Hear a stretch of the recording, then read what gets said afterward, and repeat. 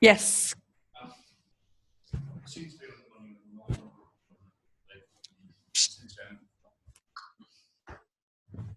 Feel. So glad I caught that. Yeah. You did it so nonchalantly, it's just like... So on your non-dominant leg, certainly myself, it felt as if you could feel the ankle, sort of knee up into your hip a little bit more distinctly than your more tonused, that's not even a word, but standing leg. So the transference happened probably easier in the dominant leg. In the dominant leg. The standing leg is the dominant leg? Yeah. Yeah. Yeah. And then, could be. Your less dominant leg seemed to still transfer. Yeah. But actually, there was more of you involved. Yeah. That would be the most common finding. Not necessarily the absolute finding, but the most common finding. And your experience of it as the practitioner, that the pathway is clearer on the dominant leg, standing leg. For most people, not always. God,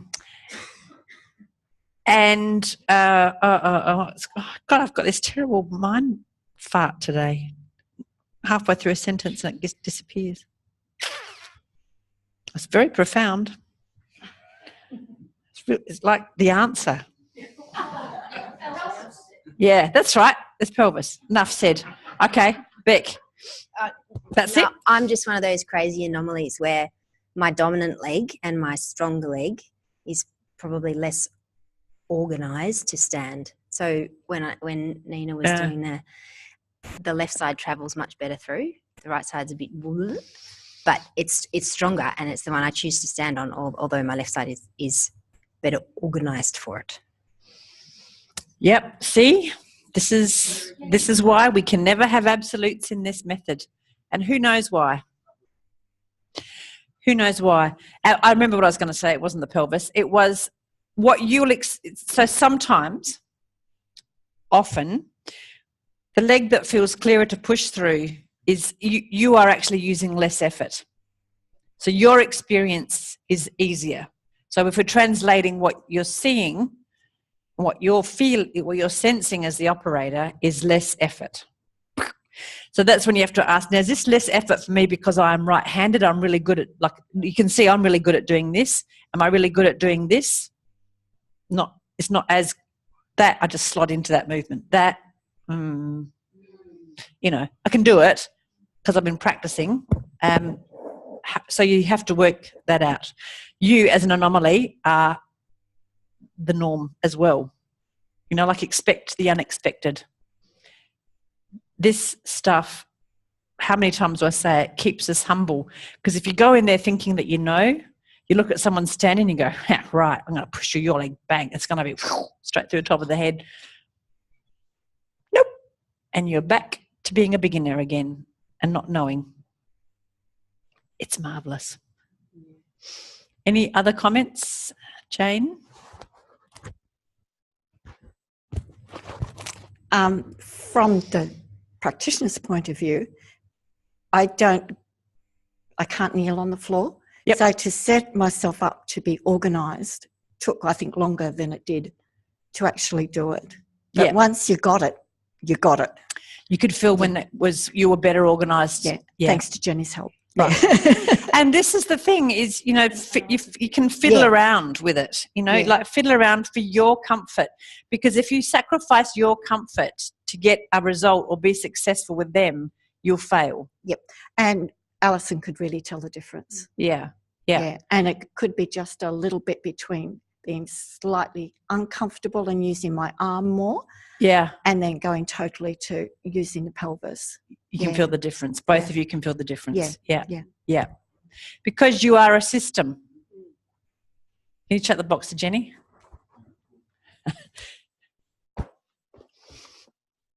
Jenny and I were talking about this. I think we need a T-shirt. I am my pelvis. I'm more than my pelvis. Language chops us into bits. We need to differentiate between one body part in another in order to talk about it and think about it. We need to differentiate between me and you in order to exist and communicate. But thinking, Susan asked before lunch, what's the communication? What are we saying with our hands?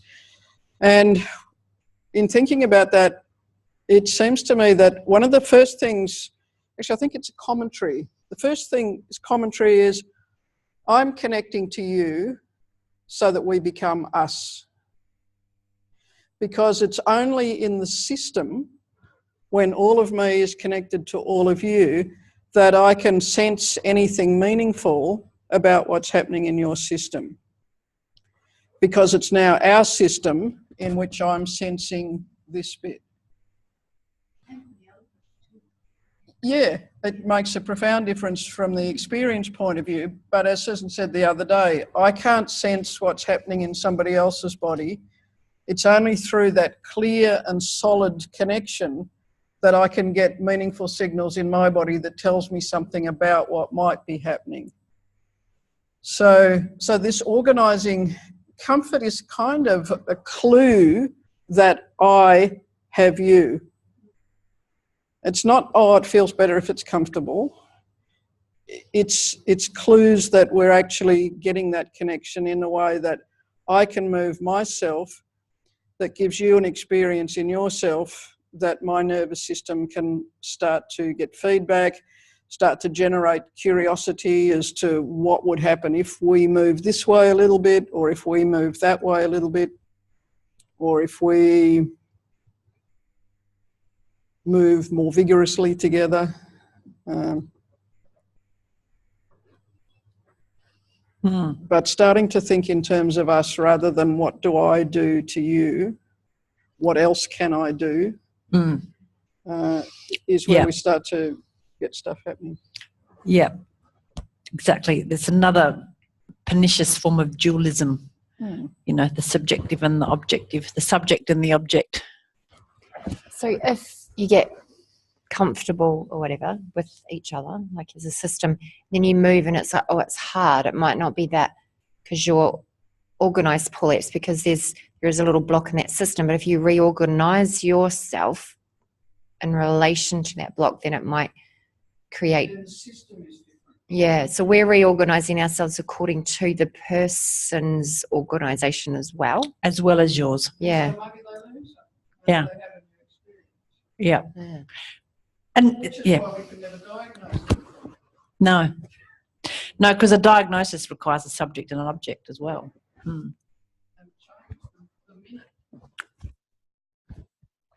The minute we become one system, stuff starts to change. As soon as I take a breath, stuff starts to change. And the minute we begin the dance,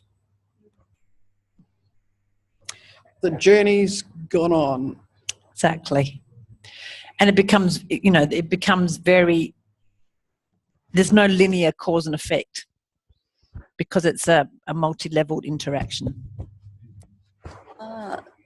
Jen, do you deliberately match people's breathing? Or do you give them a different... Do you want me to answer because I've got the microphone here? Otherwise, you're going to have to just... Sorry. You're going to have to keep... Susan. It's all right. We can all answer, but I just... Not particularly. No. Okay. No. It's a bit of... I would think that would be a bit laboured.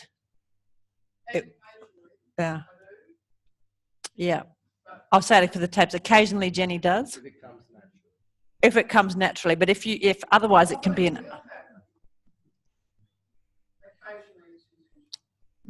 Because what happens if they're breathing really poorly, like really shallowly or holding their breath, and you match? It's not a good idea. And this is the curious thing that I heard about empathy not being a good thing. I heard this on Radio National. I was driving on. I nearly stopped the car. How can empathy not be a good thing? And the guy said, well, if... You know, empathy, if someone's a psychopath and you have empathy, that's not very good, is it? Like, you don't want to take on a shitty state of mind, a shitty way of being and have empathy with it because it won't do you any good. So you don't want to have in that sense, empathy, like resonate with that person all the time. Because if they're in a terrible state, you want to recognize that they're in a terrible state, and you want to have compassion for it, but you don't want to enter into their terrible state. And that's what empathy is, when you take it on. So that's why I'm saying, why we're both right about taking on the breathing. If their breathing is nice and, that's all fine and the system's working, however, it's not their life, right? It's not... it's about recognising what their breathing is, recognising what your breathing is. If they happen to be together, that's fine. If it's serving you well, that's better. Yeah, but it's not a complete resonance. Oh, sorry. Yeah. I didn't mean to gag you, Jenny. Before I pass it to you, I'll ask a question. You can answer it after. Yeah.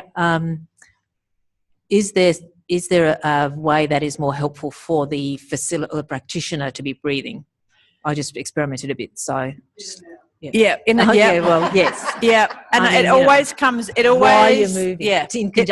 My answer to breathing always comes back to your breathing should happen irregardless of what you're doing. So your breathing should be uninterrupted and disinterested in what you're doing. So in the ATMs, and I think this is an evolutionary thing with ATMs, is that if you read historically the way Feldenkrais taught ATMs, he was very prescriptive. Like yesterday's elderly citizen thing, it is easier to breathe in when you come back, and it is easier to breathe out when you flex. We're not so prescriptive anymore. We leave it a lot more open about this might be a tendency. For you, it might not be true. And so we've moved on from having this prescriptive, like yoga breath. You have to breathe in while you do this and you breathe out while you do that. That's very prescriptive. Now it's about really, can the breathing be divorced from the function so that you can, think about the seesaw breathing, that you can breathe and adapt your breathing no matter what you're doing. However, your breathing keeps, as Jenny says, keeps going in and keeps going out in an uninterrupted. No, that's a martial arts thing where you go, or I don't know if it's Aikido, where you have to breathe out on something. No, we're not so prescriptive. It's about having the breathing divorced from the rest of it. I was just going to add that if I do choose to match my breathing to someone, it may be that their breathing is not optimal, but that I have judged that I've got enough resources to go and hang out with them briefly and see if they can follow me to somewhere more comfortable. Yeah. And their breathing is such an important feedback tool for you to watch about how you're going to time the movement and when you're going to give them a spell. So you're watching their breathing like a hawk. It's not that you are not interested in their breathing. It is actually your biggest feedback tool about how they're travelling in the lesson. And if they are holding their breath, it's probably worth pausing and asking, or telling them a joke. That makes them breathe. Huh? Tickle. She's naughty. She's naughty. Any other observations? You could absolutely apply spiffer. And then the respiration, the simple means that all of the other elements are. Yep. That's right. So Narayan asked the question, what was your question about what he meant to feel? What's this meant to be for, or something? Something like that. What's this all about? Yeah. Some kind of question mark kind of thing about what's this. What did you get out of it as a student? Someone pushing through your foot. What did you feel? What did you notice? So there's obviously a local relationship here about how the foot is connected up through the knee into the hip joint and then further into you. So that's there's a local relationship of gravity. Global movement pattern, tiny. What for? What was the experience? Possibly. You can say nothing. Well, at first it was very pleasant once Jane had managed to get herself into a good spot. But, Yeah. but that was good because I could feel the difference between that. But when I lie with my right leg, it's a little bit like this guy. My foot falls Yep. out to the side. And so Jane experimented a little bit with putting it up, but also she observed that I was sort of lying with my right leg out, so she moved it to another position and got a much better sort of drive through my skeleton, which was extremely interesting for me and for Interesting her. for you. Yep. Yeah. Now, what I didn't get, of course, is, and what we would do in an FI thing is then get the person to stand up again and stand on the leg. So that's something that they might stand differently, or they might notice something more in standing. But when we both finished, Yeah. like you observe to start with how they're lying and everything else, and then the difference when we'd finished. Yeah. Oh, yeah. Yep. And it was very different In what way? for both of us. We both were lying straighter. With Alison, it was really profound because that leg that was way out from the midline had come back in. And even though the foot was still turned out, and you could see that there was a better line straight through to the head. Yeah. My head was straight. Yeah, and her head was straight. It wasn't bent. Oh, and her okay. shoulders were straight and her pelvis was straight. So everything had But you straightened didn't up. touch your head. I'm sorry, but how come the head changed? You didn't touch it. So it was really interesting to just play around with feeling the line of force up through the body as well as observing it. Yeah. Yeah. Mm. Yep. Okay. Any other, what did you note, like feel, sense as the person lying down? That was of interest, or, what was boring about it? Gloria and then Julieta.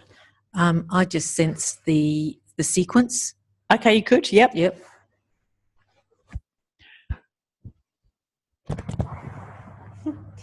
I could sense when she changed posture as well, when she was changing her position. Yeah. And I was lying, I could feel more or less on myself. Yep. And I checked and she was changing. So that's what Jenny was saying about a system. Yeah. She readjusts and I feel it without looking. By sensing, and feels the ground more clear. Yeah. All right. So we could do this a little maneuver or this little manipulon as a kind of a test or a reference movement, actually, isn't it? It's a reference that we keep coming back to all the time. So during an FI, it could be something that we come back to all the time to show the person how it may possibly change. Like the pathway may change, it may get clearer, there might be more parts of themselves that they can feel. Like I think your dyad was talking about, which one of you, but there was sort of this part was nothing happening. It's like the force went in and then popped out the other end with here sort of being I think a technical sort of a bit like a Teletubby with a television here. There's sort of nothing, blank screen. Snow, that's right. So maybe that's something that someone might feel a clarity through one of these sort of snowfields, if you like. However, it could be that immediately gives them information for standing, because you are, as remember I said, the sort of pretend game is that you're gravity, and you're seeing how gravity enacts itself up through the system.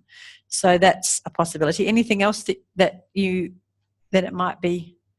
It's also a test movement to see, standing leg versus non-standing leg in lying. So just with the observation aspect of it, could you have an educated guess about their standing leg in lying just by observing? And was it the turned outedness or the... Anything else? The alignment, like looking from the head end or the feet end? It is clearly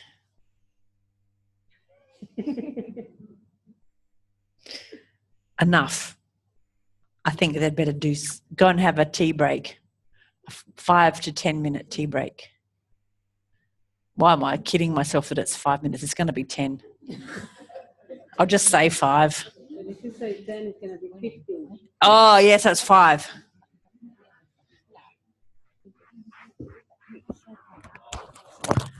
I had the first year undergraduate look at me.